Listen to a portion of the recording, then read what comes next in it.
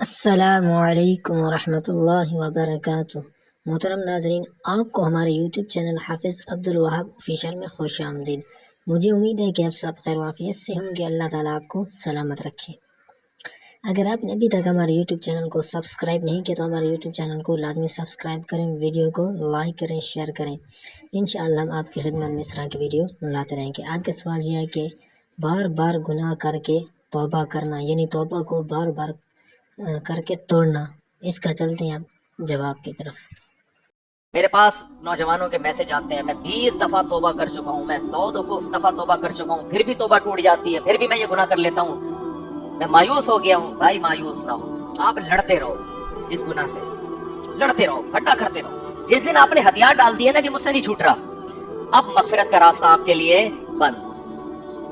جو لڑتا رہے گا نا، فائٹ کرتا رہے گا، تو اللہ بھی اس پہ ترس کھائے گا، اللہ بھی اس کے لیے گناہ سے بچنے کے راستے نکالے گا۔ ایک نوجوان نے مجھے بتایا، میں نے 20 دفعہ توبہ کی، پھر میں حج کرنے گیا کہ شاید حج کے بعد یہ گناہ چھوٹ جائے، یعنی حج کر کے آیا، توبہ کر کے پھر ہو گیا، تو اتنا مایوس، بھائی میرے بس کا نہیں ہے۔ میں نے کہا تیرے بس کا ہے، لگا رہا ہے چھوڑنے کی کوشش میں، صحیح ہے نا، کمپرومائز بولو نہیں کرنا۔ جس دن آپ نے ہتھیار ڈال دیے نا کہ اب مجھ سے نہیں چھوٹ رہا بھائی، بس اللہ کہے گا مجھ سے بھی تیری مغفرت نہیں ہو رہی ہے۔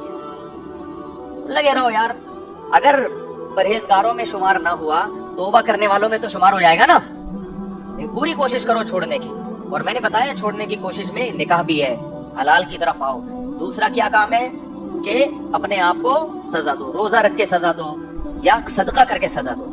گناہ یہ مہنگا کرو، مہنگا گناہ اس لیے آسان ہوتا ہے کہ کیا چل رہا ہے، سستا۔ اکثر میں وہ مثال بتاتا ہوں، ہمارے ایک دوست مدرسے میں، وہ ان کو سگریٹ کی عادت، پان گٹکے کی بھی چھپ چھپ کے پیتے تھے، اور نسوار کی بھی۔ ایک دن کیا ہوا، وہ چھوڑ ہی نہیں رہے تھے، چھپ چھپ کے پیتے تھے۔ ایک دن کیا ہوا، انہوں نے چھوڑ دی، صرف نسوار پہ آ گئے۔